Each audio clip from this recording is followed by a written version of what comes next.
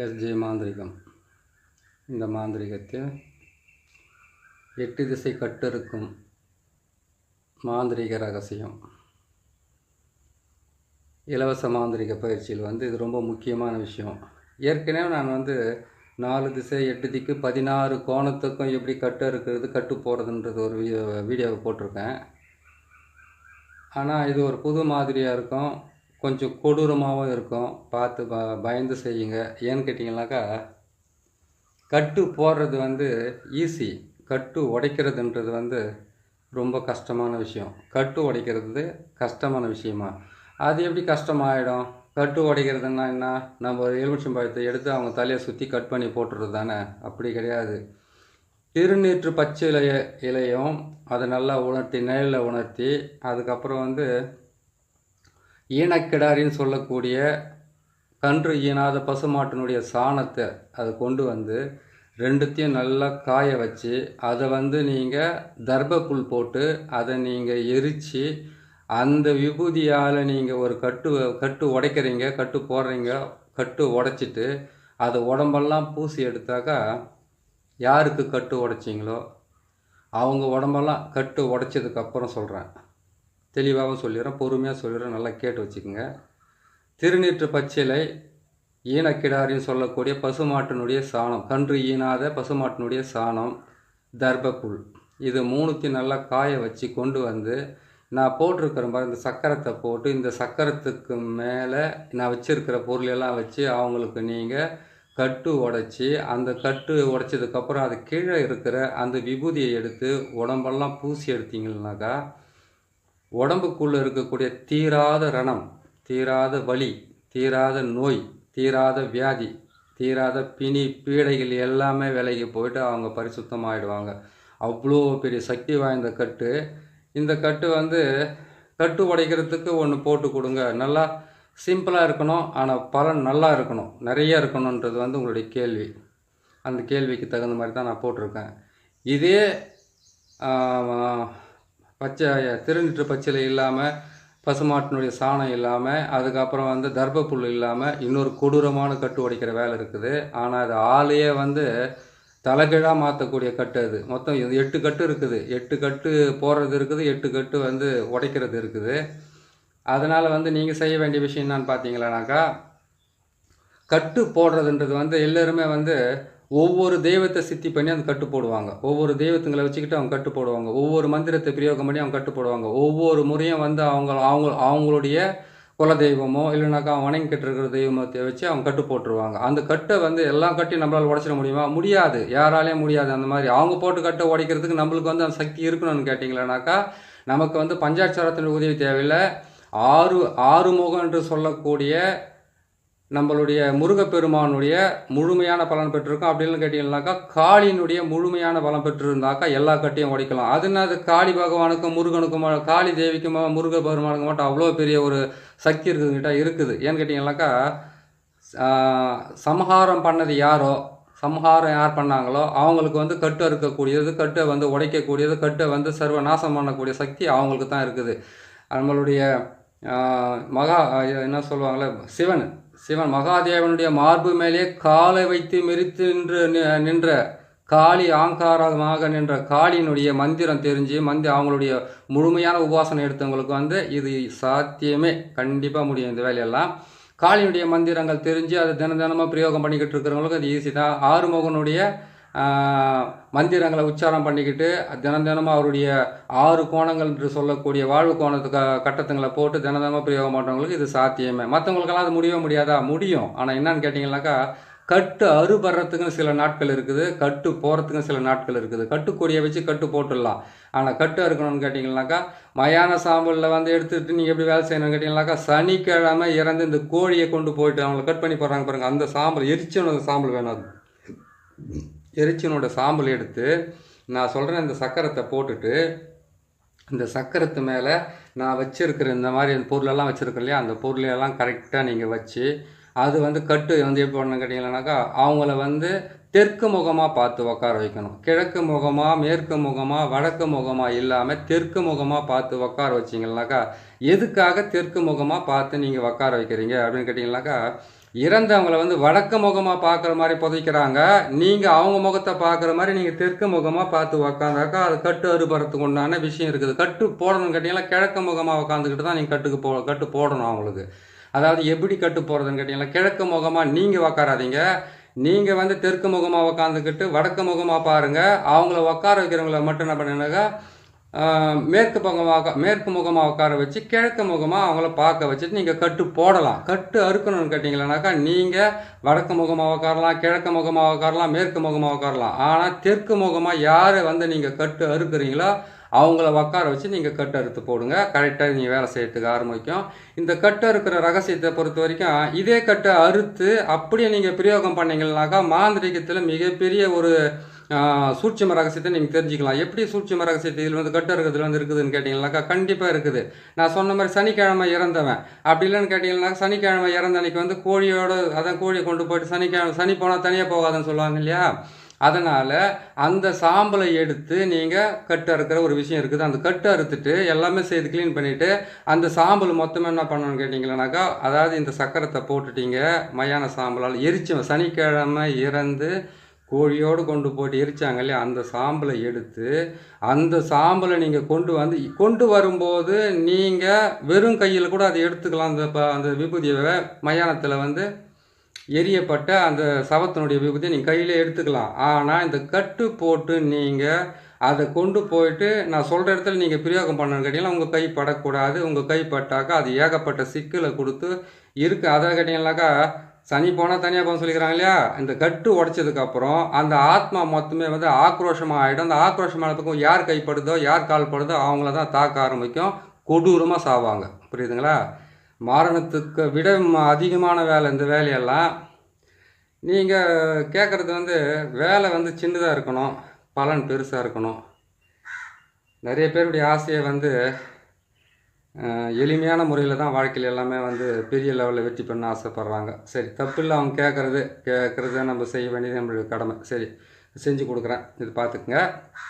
இப்போது மயான சாம்பல் நான் போட்டிருக்கிற சக்கரத்தை நீங்கள் போட்டுட்டிங்களா. போட்டு முடிச்சோன்னு என்ன பண்ணீங்க, அவங்கள வந்து தெற்கு முகமாக பார்த்த மாதிரி உட்கார வச்சுட்டு இந்த முட்டையில் வந்து அவங்க வந்து என்ன பண்ணாங்க கேட்டிங்கனாக்கா எனக்கு கட்டு போட்டுட்டாங்க, எனக்கு வந்து வாய் கட்டு போட்டுட்டாங்க, எனக்கு வந்து தொழிலில் வந்து நடமாட முடியாது கட்டு போட்டாங்க. அதே மாதிரி கேட்டிங்களானாக்கா என்னால் ஒரு அடியை கூட எடுத்து வைக்க முடியல, என்னால் கழுத்து திருப்ப முடியல, என்னால் வேலை செய்ய முடியல, குனிஞ்சா நிமிர முடியல, நிமிதாக உட்கார முடியல, இவ்வளோ பெரிய சிக்கலெல்லாம் இருக்குது. அதே மாதிரி கேட்டிங்கனாக்கா வீட்டுக்குள்ளே வந்து ஒரு மூதியவே அடிக்குது. வேலையில் போனோம்னாக்கா சம்பாதிக்கணும் எண்ணமே இல்லை, ஏன்னா படுத்துக்கலாம் போல் இருக்குது. தலை சுற்றுது, முதுகு தண்டு வலிக்குது, கை கால் வலியெல்லாம் வலிக்குது, மூட்டுக்கு வலிக்குது, பூட்டு வலிக்குதுன்னு சொல்கிறாங்களா. இவங்களுக்கு நீங்கள் செய்யணும்னு கேட்டிங்கன்னாக்கா 8 முட்டை 16 எலுமிச்சம்பழம் 27 எலுமிச்சம்பழம் வச்சு நீங்கள் கட் பண்ணணும். அது உங்களுடைய வசதியை பொறுத்தது. ஏன்னா சிம்பிளாக நீங்கள் கேட்டதுனால உங்களுக்கு நான் சொல்லியிருக்கிறேன். அதில் வந்து முதல்ல நான் சொன்ன மாதிரி ஈனக்கடரி சாம்பல், அதுக்கப்புறம் கேட்டிங்கன்னா திருநெட்டு பச்சல், அதுக்கப்புறம் தர்பப்புல் இதெல்லாம் வச்சு நீங்கள் போட்டிங்கன்னாக்கா கட்டை உடச்சிட்டு நீங்கள் வந்து பிணிப்பீடையிலேருந்து விலகி நிற்கிறதுக்காகவும், சனிக்கிழமை இறந்தவங்களுடைய சாம்பலை கொண்டு வந்து நீங்கள் சக்கரம் போட்டிங்கன்னாக்கா நீங்கள் வந்து சக்கரம் போட்டு செய்தீங்கன்னாக்கா உங்களுக்கு குடும்பத்தில் இருக்கிற எல்லா பிரச்சனைகளுக்கும் கட்டு உடைச்சிட்டு கட்டு அறுபட்டு அதுக்கப்புறம் வந்து கேட்டிங்கன்னாக்கா அதே சாம்பலை கொண்டு போயிட்டு உங்களுக்கு யார் செஞ்சுருப்பாங்கன்ற உங்களுக்கு வந்து மனசுக்குள்ளே வந்து இவங்க தான் செய்துட்டாங்கன்றது ஊர்ஜிதமாக தெரிஞ்சதான் போகணும். தெரியாமல் எடுத்துன்னு போயிட்டு அவங்க வீட்டு வாசலெல்லாம் போட்டுக்கிட்டு தொலை போகிறீங்க. ஏன்னு கேட்டிங்கனாக்கா அதை தாண்டுறவங்களும் நாசமாக போவாங்க.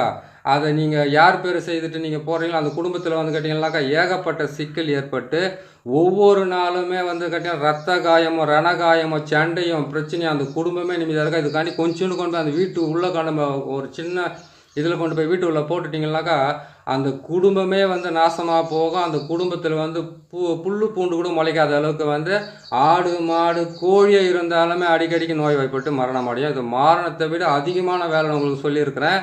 இந்த வேலையை செய்கிறதுக்கு முன்னாடி பல முறை யோசிச்சுட்டு செய்யுங்க. ஏன்னு கேட்டிங்கன்னாக்கா ஆத்திரம் அறிவுக்கு சத்ரு.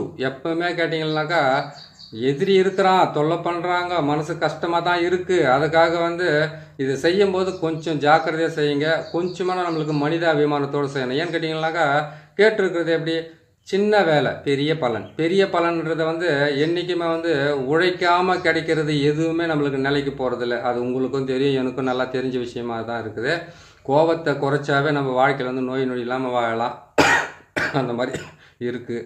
அதனால் நீங்கள் என்ன செய்கிறீங்கன்னு கேட்டிங்களானாக்கா இந்த சக்கரத்தை போடுங்க. இந்த சக்கரத்தை போட்டுட்டு நீங்கள் இந்த கட்டு அறுபட்டு எனக்கு இந்த கட்டு போட்டாங்க இல்லையா, இந்த கட்டு போட்டவன் வந்து இதே துன்பத்தை அனுபவிக்கணும், இதை விட 10 மடங்கு அனுபவிக்கணும், அவன் இப்படி ஆயிடணும் அப்படி ஆயிடணுன்ற உங்களுடைய அடி மனசில் இருக்கக்கூடிய வேதனையும் வலியும் அறிஞ்சு நீங்கள் அந்த மயான சாம்பலை பிரயோகப்படுத்தலாம். அந்த மயான சாம்பலை நீங்கள் பிரயோகம் படுத்துறதா இருந்தால் பிரயோகம் பண்ணும்போது வந்து நீங்கள் எடுத்துகிட்டு வரும்போதெல்லாம் வந்து கேட்டிங்கன்னா உங்கள் கைக்கு எதுவுமே தேவையில்ல, அப்படியே அள்ளிக்கலாம். அது வந்து விபூதி. அது ஏன்னு கேட்டிங்கனாக்கா அது ஒரு விபூதி மாதிரி தான். அது நெத்தியில் கூட வைக்கலாம். ஏன்னு கேட்டிங்கன்னா குறி சொல்கிறதுக்கு நான் ரொம்ப அது இன்னொரு சப்ஜெக்ட்லாம் போகிறேன். குறி சொல்கிறதுக்கு மயான சாம்பலை வந்து எப்படி மிக்ஸ் பண்ணலாம் அப்படின்றது. ஆனால் இதை பொறுத்த வரைக்கும் நீங்கள் என்ன செய்கிறீங்க கேட்டிங்கனாக்கா இதை செய்யுங்க. இதை செய்துட்டு இது வந்து கையில் படாமல் பிளாஸ்டிக் கவரோ கை க்ளோஸை போட்டுக்கிட்டு இந்த விபூதியை கொஞ்சம் போய் கொண்டு போய் போடுங்க. ஏன்னு கேட்டிங்களானாக்கா நான் சொல்கிறேன் உங்களுக்கு எதிரிங்களை வந்து நீங்கள் மன்னிக்கலாம் அப்படின்னு சொல்லிட்டு உங்களுடைய மனப்பான்மை எப்படி இருக்குதோ உங்கள் மனப்பக்குவம் எப்படி இருக்குதுன்னு தெரியல. ஏன்னு கேட்டிங்களானாக்கா அவ்வளோ துன்பத்தை நீங்கள் அனுபவிச்சிருந்தீங்களா, உங்களுக்கு எங்கே அந்த மனப்பக்குவம் வரப்போகுது, அவ்வளோ கஷ்டப்பட்டுக்கிட்டு இருப்பீங்க. சரிங்க, இதை போட்டு செய்துக்குங்க. 8 முட்டையிலையும் வந்து எப்படி செய்யறதுன்னு சொல்லிடுறேன். 8 முட்டையிலையுமே வந்து ஆண் உருவம் பெண் உருவம், புரியுதுங்களா? குழந்தைங்களோட உருவத்தை மட்டும் வரையக்கூடாது, அவங்களோட பேரை மட்டும் எழுதக்கூடாது. அதாவது கேட்டிங்கனாக்கா 1 வயசுலேருந்து 9 வயசுக்குள்ளே இருக்கிறவங்கள வந்து 9 வயசு பூர்த்தியாக இருந்து 10வது வயசை தொட்டு இருந்தால் தான் அவங்களோட பேரை எழுதணும். ஏன்னு கேட்டிங்களானாக்கா அது வரைக்கும் செய்யக்கூடாது. பார்க்க போனால் 12 வயசு வரைக்குமே தொடக்கூடாது. இருந்தாலும் நமக்கு முன்னோர்கள் சொல்லிக்கிறது வந்து கருவா வயிற்றில் இருக்கிற குழந்தையாக இருந்தாலும் சரி, 9 வயசுக்குள்ளே இருக்கிற குழந்தையாக இருந்தாலும் சரி, பாவம் அறியாதது. இந்த காலத்தில் 5 வயசுல அசிங்கமான வார்த்தை பேசுதுங்க. இதுங்களை எது பாவம் அறியறதுன்னு நம்மளுக்கு தெரியல. ஏன்னா என்னால் முன்னோர்கள் சொன்ன வார்த்தை அதை நம்ம உதறி தள்ள முடியாது, உதாசனப்படுத்த முடியாது. அதனால் வந்து நீங்கள் என்ன பண்ணுறீங்கன்னு கேட்டிங்களானாக்கா இதை நீங்கள் செய்யுங்க. இதை நீங்கள் செய்து அது என்ன பண்ணுங்க கேட்டிங்கன்னா 8 முட்டையிலையுமே வந்து 8 ஆண் உருவம் பெண் உருவம். நீங்கள் மட்டும் வேறு உருவத்தை வரைச்சி வச்சுக்கிறீங்க, எங்களை மட்டும் ஆண் பெண் உருவத்தை வரைச்சிக்கணும். அப்படி கிடையாது.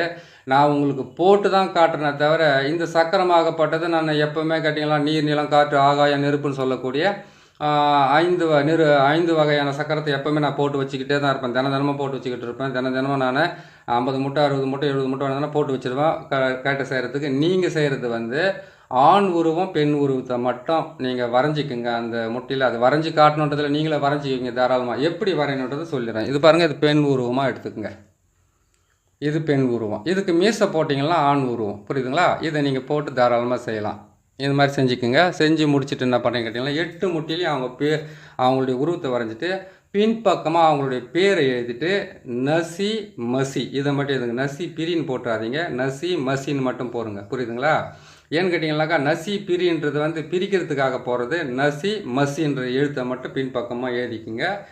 அதுக்கப்புறம் அது போட்டுட்டு என்ன பண்ணுங்க, எலுமிச்சம்பழத்துலேயும் வந்து 16லேருந்து 27 எலுமிச்சம்பழத்தை எடுத்துக்கோங்க. 16 எலுமிச்சம்பழம் அல்லது வந்து 27 எலுமிச்சம்பழத்தை இதை நீங்கள் எடுத்து அந்த எலுமிச்சம்பழத்தை என்ன பண்ணுறீங்க கேட்டிங்கனாக்கா நான் சொன்ன மாதிரி அவங்களுடைய பேரை எழுதி அதில் வந்து எலுமிச்சம்பழத்தில் வந்து உருவ பொம்மை எழுத வேண்டிய அவசியமே கிடையாது. அதில் முக்கோணத்தை மட்டும் போட்டு முக்கோணத்துக்கு நடுவில் வந்து சி என்ற எழுத்தை போடுங்க. அதை இப்போ உங்களுக்கு போட்டு காட்டிடுறேன் நான். அதாவது கேட்டிங்கனாக்கா முக்கோணத்தை போட்டு நடுவில் சி போட்டு 3 பக்கமாக சூலத்தை போட்டு அந்த சூலத்துக்கு நடுவில் வந்து எண்ணுக்களெல்லாம் வருது. எண்ணுக்களெல்லாம் போட்டு எழுதுறதெல்லாம் இன்னொரு மாந்திரிகத்திலாம் உங்களுக்கு தனியாக போட்டு காட்டுறேன். அதான் கேட்டிங்கனாக்கா சிவனுடைய அச்சாரத்துக்குன்னு சில எழுத்துக்கள் இருக்குது. 4, 12, 11, 9 இப்படின்ற எழுத்துக்களெல்லாம் 15 அப்படின்ற எழுத்துக்களெல்லாம் இருக்குது.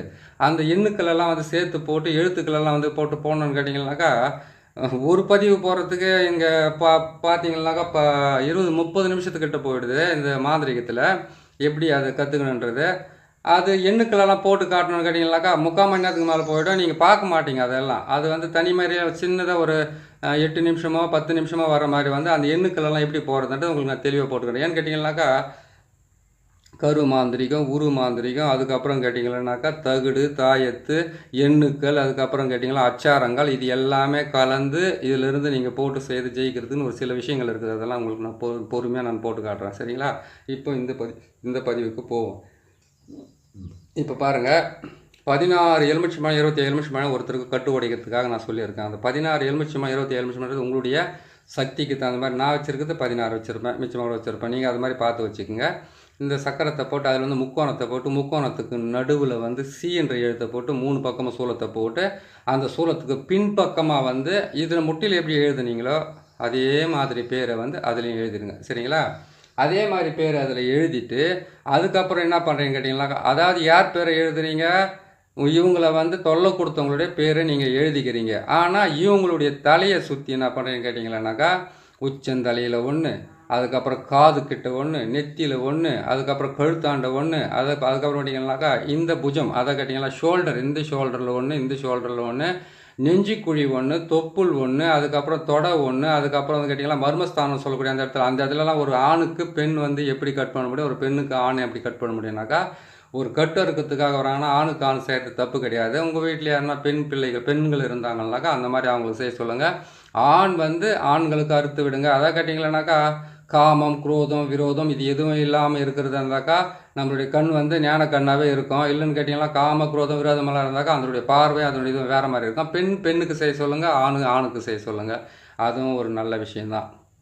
அது கட் பண்ணிட்டு நம்மனா முட்டியில், தொடையில், அதுக்கப்புறம் கேட்டிங்களானாக்கா நம்மளுடைய ரெண்டு காலையுமே வந்து 2 கால் வச்சு கீழே பாதத்துக்கிட்ட வச்சு ஒன்று கட் பண்ணிவிட்டு கழுத்து, அதான் உச்சந்தலையில் ஃபஸ்ட்டு கட் பண்ணிட்டீங்க. மறுபடியும் என்ன பண்ணிங்கன்னா முதுகு பக்கத்தில் வந்து பார்த்தீங்கன்னாக்கா கழுத்துக்கு மேலே கழுத்து, அதுக்கப்புறம் நம்மளுடைய முதுகு தண்டு எலும்பு இருக்குது பார்த்தீங்களா, அங்கே வந்து கேட்டிங்கன்னாக்கா 6 எலுமிச்சை பழத்தண்ணிங்கன்னா நம்மளுக்கு பின்பக்கமாக வந்து கேட்டிங்கன்னாக்கா அதாவது கேட்டிங்கன்னாக்கா நம்மளுடைய பின்பக்கம்னா புரிஞ்சுக்குங்க கொஞ்சம், அதையும் விளையாட சொல்ல முடியாது. ஏன்னு கேட்டாக்கா கொச்சமாக பேசிவிட்டேன் அப்படின்ற ஒரு வார்த்தைகள் நம்மளுக்கு வரும். அதனால் என்ன பண்ணால் பின்பக்கமாக வச்சு கட் பண்ணிவிட்டு இது எல்லாமே சேர்த்து என்ன பண்ணுறீங்கன்னு கேட்டிங்களானாக்கா முதல்ல அவங்க தலையை சுற்றி கீழே வச்சுட்டு அதுக்கப்புறம் தான் நீங்கள் இதை கட் பண்ணுறதுக்கு ஆரம்பிக்கணும். சுற்றினே கட் பண்ணக்கூடாது, புரியுதுங்களா? அது கட் பண்ணிட்டீங்க. முட்டையை வந்து என்ன பண்ணீங்க 8 முறை ஒவ்வொருத்தருடைய தலையுமே சுற்றி ஒரு மண் பாத்திரத்தில், அந்த மண் பாத்திரத்தில் வந்து அதாவது கேட்டிங்கன்னாக்கா நீங்கள் திருநீற்று பச்சிலை, பசுமாட்டு சாணம், தர்பப்புல் இதால் செஞ்சுருந்தீங்களா அது ஒரு மண் பாத்திரத்துலாம் கொண்டு வரீங்க. அது சாணக்கு மாதிரி இருக்கட்டும்.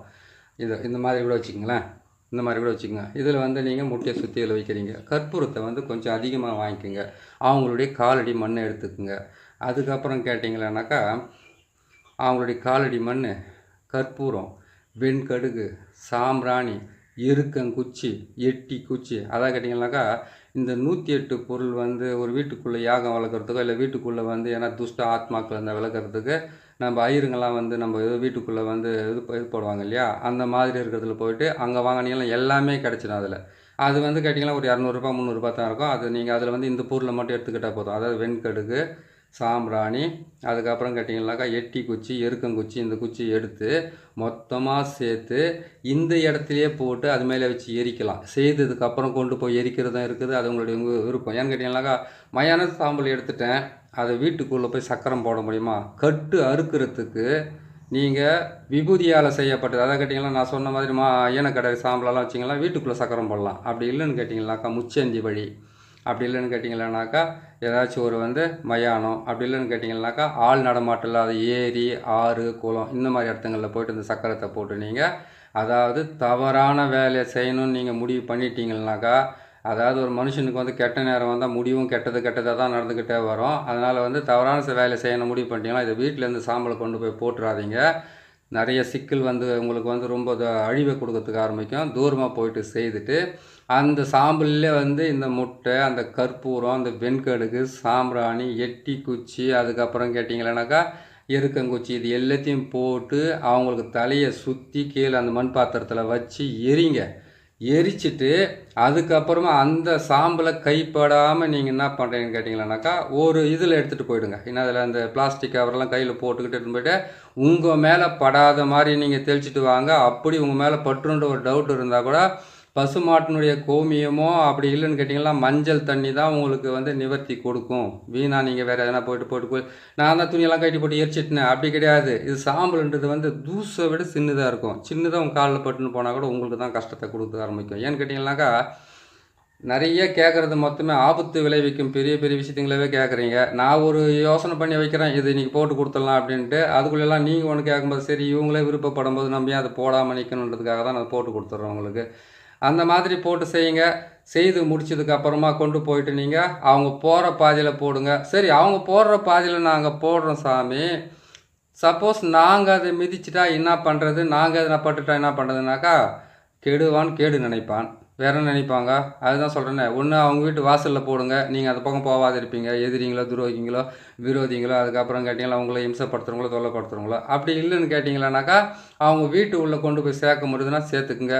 குழந்தைங்க இருக்கக்கூடாது, கர்ப்பமான பெண்கள் இருக்கக்கூடாது, அந்த வீட்டில் வந்து ஆடி மாதமோ புரட்டாசி மாதமோ கார்த்திகை மாதத்துலேயோ சாமி கும்பிட்டுக்கிட்டு அவங்க வந்து காவடி எடுத்துன்னு போகிறவங்களவோ இல்லை நம்ம பெருமாளுக்கு வந்து அவங்க வந்து உண்ணாவிரதம் இருக்கிறவங்களோ, அதாவது உருப்பொழுது இருக்கிறவங்களோ வீட்டுங்களை போய் போட்டு தொலை போகிறீங்க. இருக்கிறத மட்டும் தொடச்சின்னு போயிட்டு, அதாவது 7.5 சனி பிடிச்சா கூட 7.5 வருஷம் தான். ஆனால் இதை நீங்கள் அந்த சாமிக்கு, அதாவது இன்னொரு முக்கியமான விஷயம், ஐயப்ப மாலை அதாவது தர்மசாஸ்தான்னு சொல்லக்கூடிய அவருடைய கழுத்தில் மாலை போட்டுக்கிற வீட்டில் கார்த்திகை மாதத்தில் போய் போட்டுக்கிட்டு தொலை போகிறீங்க. அவ்வளோதான். அவங்க கோயிலுக்கு போயிட்டு வரத்துக்குள்ளே அவங்க வீட்டில் போனமே போயிடும். புரியுதுங்களா? பார்த்து உஷாராக பார்த்து செய்யுங்க. கெட்டதை கேட்குறது தப்பு கிடையாது, செஞ்சு முடிக்கிறது எவ்வளோ கஷ்டமான விஷயம் தெரியுமா? வாழ்க்கையில் முன்னேற்றம் அடைஞ்சிட்டான்னு மற்றவங்கள சொல்கிறாங்களே, அந்த முன்னேற்றம் அடையிறத வந்து அவ்வளோ ஈஸியாக யாருக்கும் கொடுக்குறதே கிடையாது.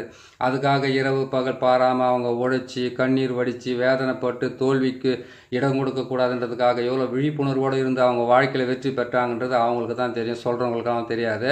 இந்த வேலையை செய்கிறதுக்கு முன்னாடி கோபத்தை கொஞ்சம் தூக்கி ஓரமாக வச்சுட்டு ஆடி மாதமோ புரட்டாசி மாதமோ கார்த்திகை மாதமோ இந்த மாதத்துங்களை வந்து அவங்க குடும்பத்தில் சாமி கும்பிட்றாங்களேன்னு பாருங்கள். செஞ்சு கொடுக்குற உங்களுக்கும் தான் சொல்கிறேன். ஏன்னு கேட்டிங்கனாக்கா, செய்யவே மாட்டாங்க, நான் செஞ்சுட்டேன்னு சொல்லிட்டு ஊர்ஜிதமாக சொல்லுவாங்க. அதுக்குன்னு சில விஷயத்துங்களை கொடுத்துருக்காங்க, இவங்க செஞ்சாங்களா இல்லையான்றது கண்டுபிடிக்கிறதுக்கு.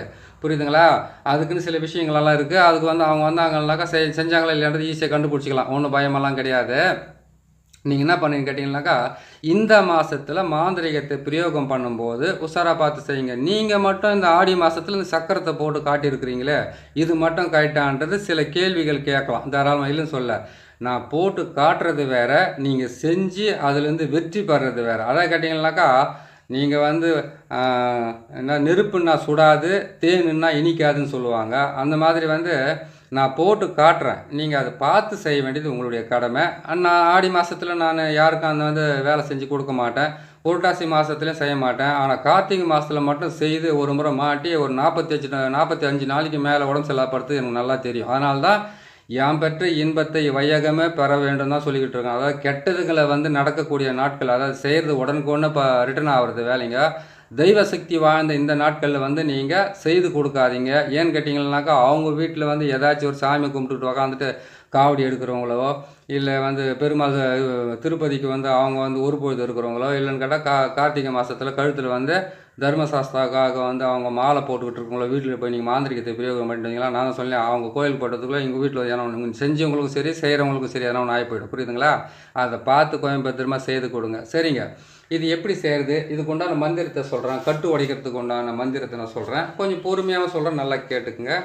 8 திசை கட்டு உடைக்கும் மகா மந்திரம். சரிங்களா? பொறுமையாக சொல்கிறேன், கொஞ்சம் சிக்கனாக கூட பார்த்துக்குங்க. அவங்களுக்கு வேகமாக சொல்லி கொடுத்துட்றான்னு.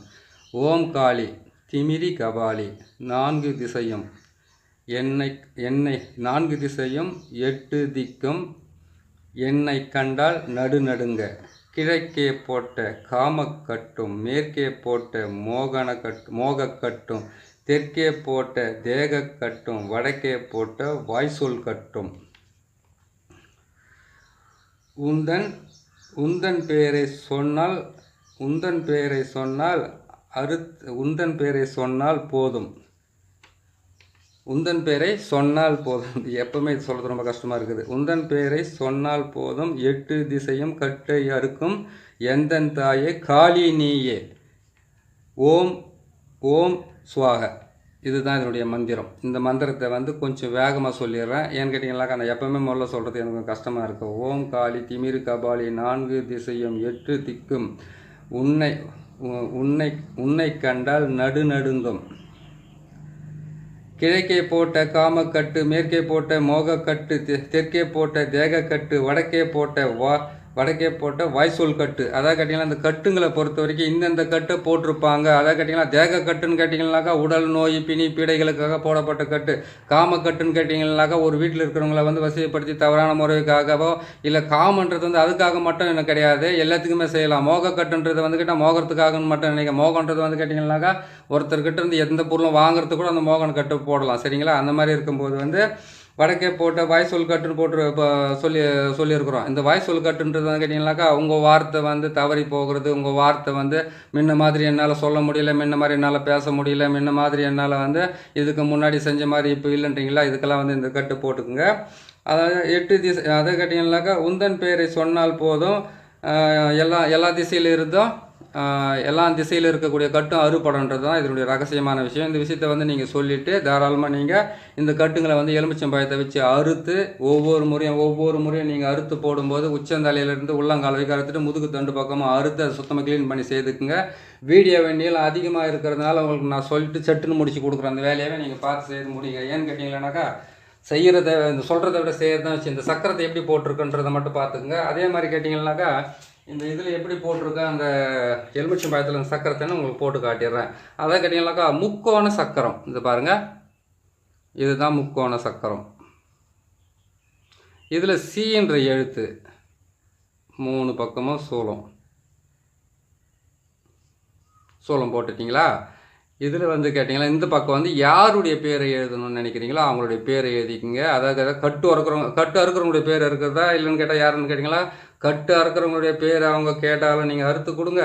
இல்லைன்னு கேட்டிங்கன்னாக்கா யார் தான் செஞ்சுருப்பாங்க அவங்கள சொல்லிவிடுவாங்க. ஒரு இது அவங்களுடைய பேருங்களை வந்து நீங்கள் போட்டு தாராளமாக அதில் போட்டு தலையை இறக்கி நீங்கள் செஞ்சு கொடுங்க. சரிங்களா? அது மட்டும் செஞ்சு முடியுங்க. அந்த சக்கரத்தை காட்டுற மாதிரி அந்த சக்கரத்தை பார்த்துக்குங்க. பார்த்துட்டிங்கனாக்கா உங்களுக்கு ஒரு தெளிவு பிறக்கும். 16 எலுமிச்சம்பழம் 8 முட்டை அப்படி இல்லைன்னு கேட்டிங்களேனாக்கா 27 எலுமிச்சம்பழம் வைக்கலாம், 48 எலுமிச்சம்பழம் வைக்கலாம். உங்களுடைய வசதியை பொறுத்து தான். என்னால் முடிஞ்சதுக்கு நீங்கள் சிம்பிளாக வந்து கட்டு அறுக்கணும், அதுலேருந்து நிறைய பலன் கிடைக்கணும்னு சொல்லியிருக்கீங்க. அதுக்கு தகுந்த மாதிரி நான் போட்டிருக்கேன். பார்த்து செய்யுங்க.